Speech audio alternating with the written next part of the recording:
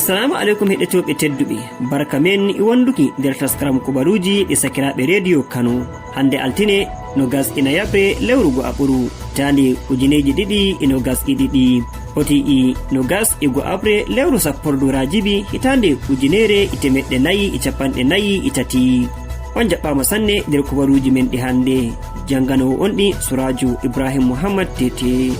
Gwamnati diwal Kano andini darnuki lasin jangirle ɗe darnde ko e maje ko andira private schools ma biɗitol dogginama dow maje. Komisinajo piiji andal mo diwal ngal Sanusi Said Kiru kanko wanginanika jayndiyankoɓe hande.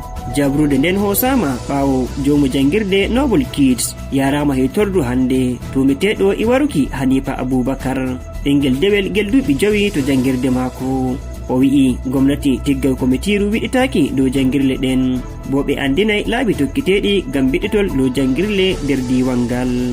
Iruɓeɗi laɓɓinki dow kala jangirde de huɓinayi didaɗi kese banginteɗi fof maɓɓama ha foroy. Naftirki dande fulɓe de kalkuɗo Hanifa ɓingel dewel gel janginowongel wujji nden bo halki hidde o uwangel mettini ɓerɗe derke en fulɓe ɗuɗɓe. Inna Hanifa on andini ka gojjuɗo ɓiyi ko on naftiri dande fulɓe ko o noddi no o tefa ceede coptari million 9 nder hirde mako e jayde VOA. ɓawo luttano woskire ɓiyi ko on irtowama ka kan holli no Abdul Malik tan ko on naftiri kuuɗe mum kalluɗe gam wonnanki leƴƴi fulɓe inde. Bonihi holli ɗuɗɓe nder bononda en wujjoɓe yimɓe den naftira e hawsare nandunde no woɓɓe fulɓe metirtande gam hokke coptari tan e waɗe gam wonnanki ɓe inde. nden ma yimɓe neeɓi e hayɗina no yimɓe tumeteɓe e jonde ladde noddata yimɓe e jabta coptari, amma hukuma tampi heɓtoykiɓe nihi laɓɓini dow waɗoɓe hunde nden ko yimɓe ɓe hammanaka bo wona nder ladde ɓe tawa. Goto nder derke en fulɓe Abdulbaki Ahmad nder bindol mako to jayde Facebook sappike no pullo wartira lekki leliki belki e ngeki to kala kalluka fof kanko yowanteka sabu wala ƴamtowo ko waɗi o waɗana ko o waɗana ɗum.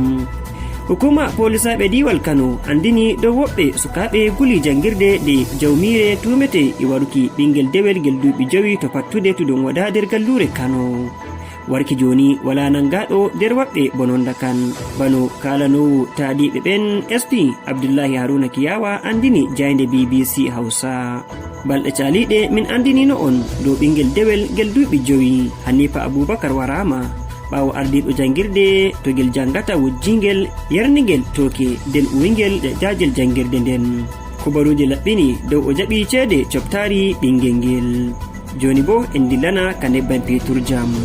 Gwamnati mofgal leydi Najeriya fasiti ka taskaram ittuki ballal dow coggo nebban petur jam ma wakkatire wonde de andinaka. Oymani gwamnati andinino taskaram ittuki ballal ngal nder lewru 7 April hitande 2022. Ministajo piiji ceede ketol ima jeruki kuuɗe Zainab Ahmad andinika to Abuja nder kawral majalisa hande altine. Yalɗirɓe nder kawral ngal kawti e horejo majalisa dotti en Ahmad Lawal e ministajo pamaro mo fiiji nebbam petur jam Temefre Silva e directajo kampaniwa nebbam ga NNPC Mele Kyari. Video saketego to jayjayɗe dow balmanko en gila diwal Kebbi e dolɗa fukaraɓe rewɓe jangoɓe to jangirde secondary ɓorto kolte mum en wona to leydi Najeriya kawangi. Bano biɗitol gol jayde BBC tabitini dow hunde nden wangi to leydi Kamaru. Biɗitol gol tabitini ka hunde nden waɗama gila puɗɗode lewrugo aɓuru hitande de'e to konankoɓe gila hirnage leydi Kamaru ɗaɓɓoɓe hokkeki leydi Ambazonia dolɗi ɓiɓɓe rewɓe ɓen dow ɓe ɓorto kolte jangirde maɓɓe de Government High School Buea. nder widiyo gon konankoɓe ɓen nanama e bi'a halkay kala ɓiɗɗo debbo mo tokka e umrore maɓɓe. Sakoɓe widiyo gon kolli dow to wayla walandu hirnage leydi Najeriya hunde nden wangi to goɗɗo ma windi to hello jayjayde mako de WhatsApp dow ardiɓe leydi Najeriya tampini gam da ko wangata to diwal Kebbi amma wala ko ɓe bawi.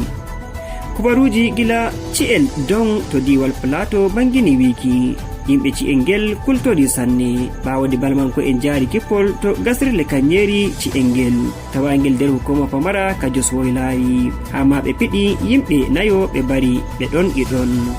bolwankejo hukuma taadiɓe police en diwal Plateau Gabriel Uba wi hukuma taadiɓe police en nyebre diwal ngal yarɓi police en ɗuɗɓe ngam waltinki hakkilo yimɓe ci'el dongel bo taadiɓe police en i andi ko ukki nder ci'el ngel kan waɗi ɓe jahanigel e jawal nden ɓe tawi ko metti woni kippoɓe ɓen bari yimɓe huwoɓe to gasirle ɗen nayo nden ɓe daɗi.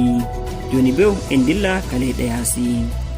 leydi Ingila wangini taskaram mayri dow hositoyki leydiyanko en to ofisru luto mayri tawandu leydi Ukraine. taskaram kam taskama ɓawo leydi Amerika umri leydiyanko en mayri gurto gila leydi ndin botaɓe ɓaddo leyɗe Rusiya Ukraine nder ko ɓadi. gomnati diwal Kiev lamorde leydi Ukraine bo wangini wiki leyɗe Amerika e Ingila yawini kuuɗe hosuki jabruɗe ɗe'e e hosutuki leydiyanko en majje gila leydi ndin.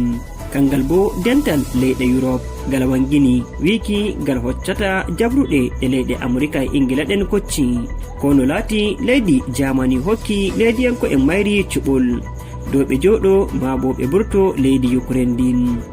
kerol kubaruji ɗi hande altine nyande alarba to Allah jaɓi min coɓɓoyto e goɗɗi. on gettama sanne e heɗitaki. on mbawai tokkon jayɗe amin ɗe Facebook e Telegram e Twitter e ma Instagram @sakiraɓe media.